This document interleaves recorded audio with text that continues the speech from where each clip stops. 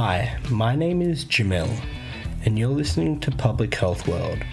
Join me as I interview people making a difference in the world and their communities through public health and global health alike.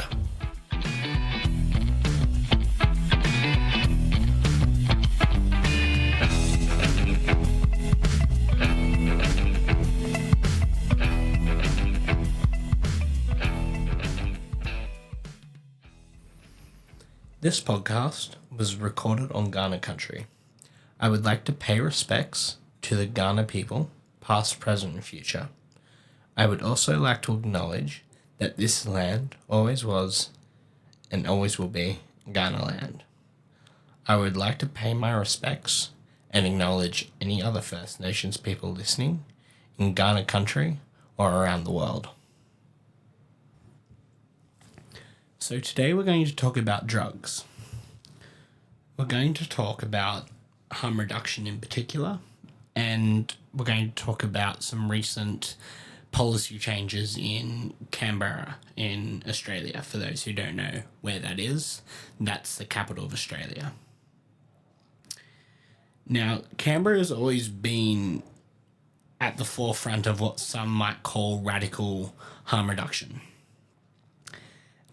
They were the first state in Australia and still the only state to decriminalise cannabis for recreational purposes. They were the first state to also have pill testing. And don't quote me on this, but I'm also pretty sure they were the first state in Australia to do needle exchange programs.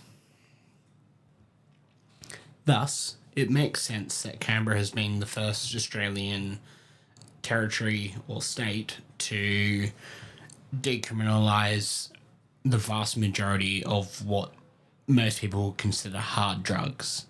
So in Australia, that's what we call ice, which I believe in the UK and most other countries, that would be heroin.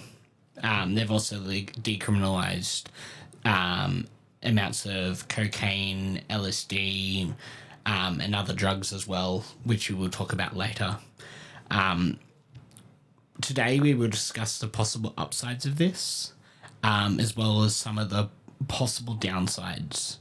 Now, straight off the bat, I am all for this type of harm reduction. I made a joke the other day. I believe this is the greatest thing since folate in bread for public health. I believe that this should be starting to happen around the world sooner rather than later, because I believe it's the best way for us to treat drugs that are already here. People are going to use them, so we may as well try and make it safer for them, which goes into my first point.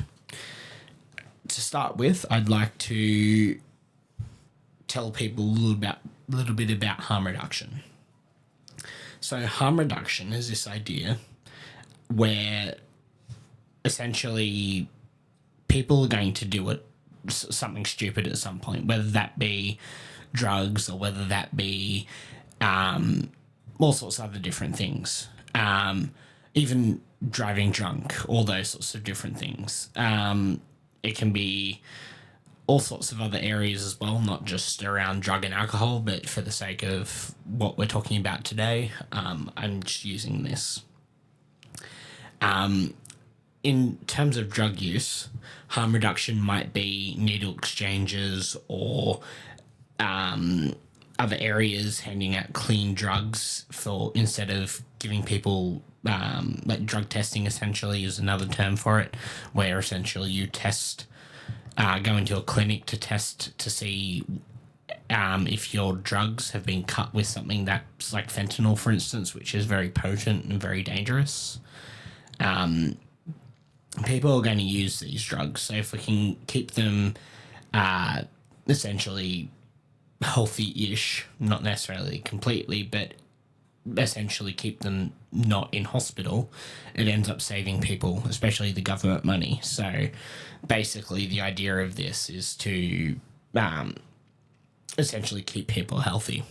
It's a pretty simple thing when you think about it. It's just about keeping people out of hospital and possibly even healthy in some cases. So in this case, what they've decided to do is they've decided to legalize a number of hard drugs. And by number of hard drugs, it's methamphetamines, cocaine, heroin. Cannabis has been legalized for a long time, both fresh and dry. MDMA, LSD, and magic mushrooms. And I'm sure there's likely to be more to come.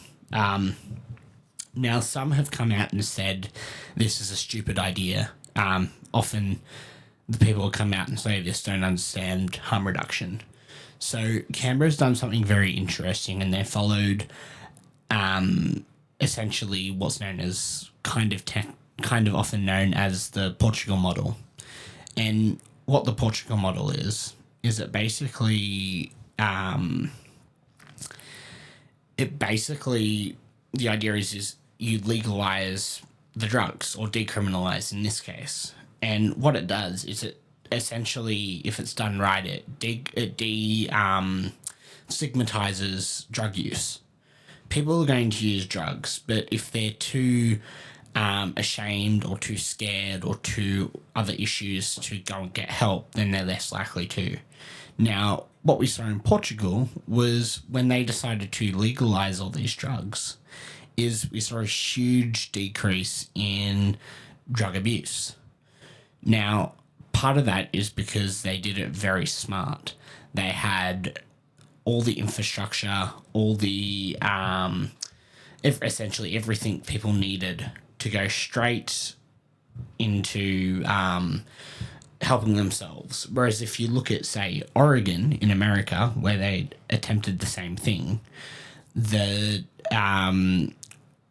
decriminalization went okay, but because there was no facilities, no rehabs, nothing to back up the policies, there was no action behind the policy, it completely failed.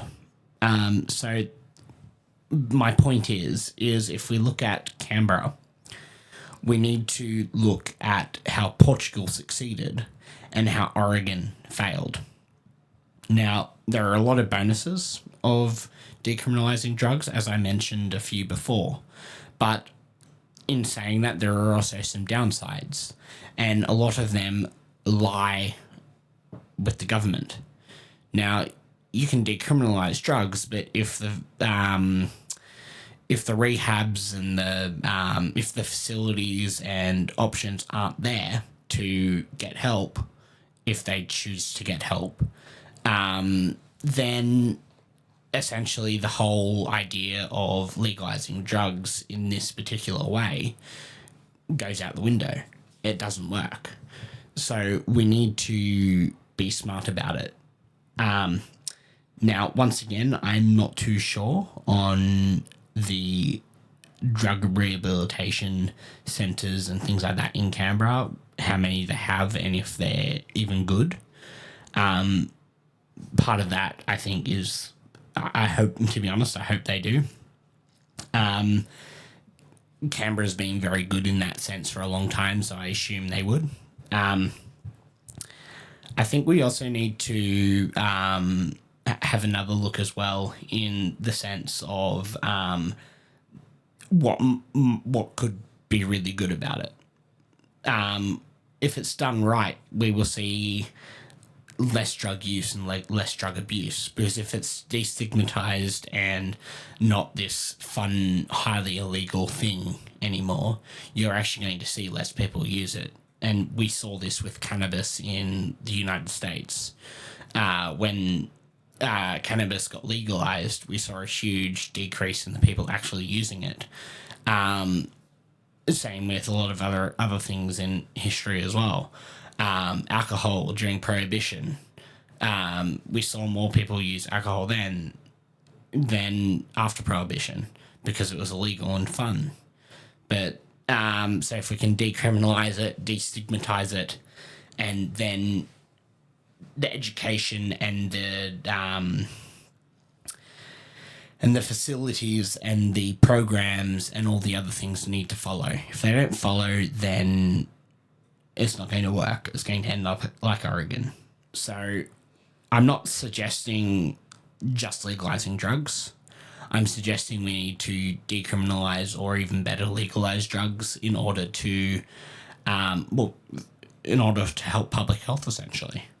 I know how it sounds, but there's numerous studies to support this. Legalizing the drugs is a far better way of dealing with drugs. And the other bonus of this is it treats them in a different way. Right now, in the vast majority of the world, drug addicts, doesn't matter who it is generally considered as a criminal. If you look in, not necessarily in the eyes of a loved one, but in the eyes of the law. And because in the eyes of the law is what matters in this case, we need to start looking at better ways of treating drug addiction. We need to start looking at more harm reduction, more education, and more, even more rehabs. There's so few rehabs in rural areas in Australia. That's where a lot of the drug use happens. We don't just need more rehabs in rural areas, but we need more education in rural areas. We need more,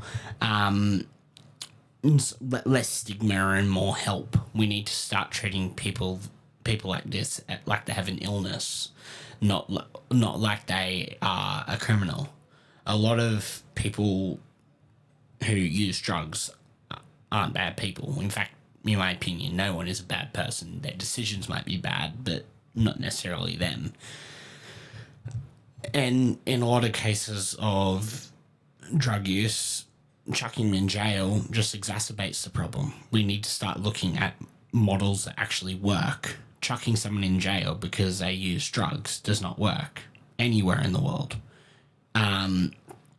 So until we start actually, instead of treating the symptoms, we need to treat the cause.